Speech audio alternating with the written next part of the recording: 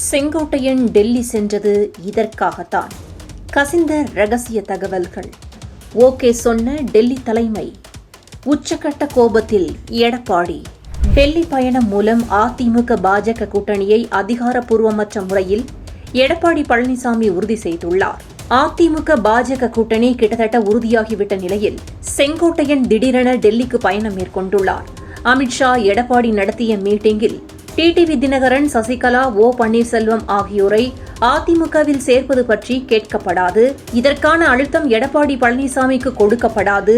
அதோடு பாஜக டிடி தினகரன், சசிகலா, ஓ பன்னீர்செல்வம் ஆகியோரை கூட்டணியில் சேர்த்தால் கூட அதை எடப்பாடி பழனிசாமி கேட்கக்கூடாது என்று முடிவெடுக்கப்பட்டதாக கூறப்படுகிறது. இதை எடப்பாடி பழனிசாமி ஏற்றுக்கொண்டதாகவும் கூறப்படுகிறது. இதன் மூலம் அதிமுகவில் இனி ஓ பன்னீர்செல்வம் சேருவது அவ்வளவு எளிதான காரியம் இல்லை. வேண்டுமென்றால் அதிமுகவுடன் கூட்டணி வைக்க வாய்ப்புள்ளது என்றே கூறப்படுகிறது. இப்படி ஒரே டெல்லி பயணத்தில் எடப்பாடி 2 மாங்காய் அடித்துள்ளார்.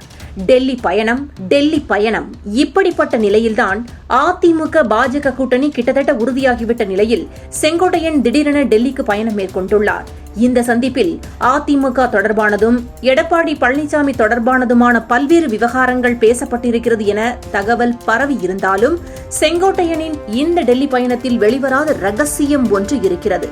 அதாவது, செங்கோட்டையனுக்கு எதிராக அமலாக்கத்துறை சம்பந்தப்பட்ட ஒரு வழக்கு நீண்ட வருடங்களாக அப்படியே இருந்து வருகிறது. அவரை நீண்ட காலமாக உறுதி கொண்டு இருக்கும் வழக்கு அது. அந்த வழக்கு எப்போது லைம் லைட்டிற்கு வந்தாலும் அது தனக்கு சிக்கல் உருவாகலாம் என கணக்கு போட்டுள்ளார் செங்கோட்டையன்.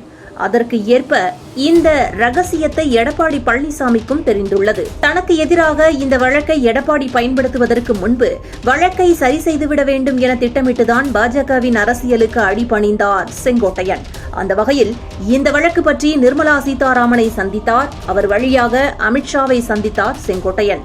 அவரிடம் இனி நீங்கள் கவலைப்பட வேண்டாம் என்று உறுதியளித்ததாக கூறப்படுகிறது. சந்திப்பு சாதகமாக இருந்துள்ளது.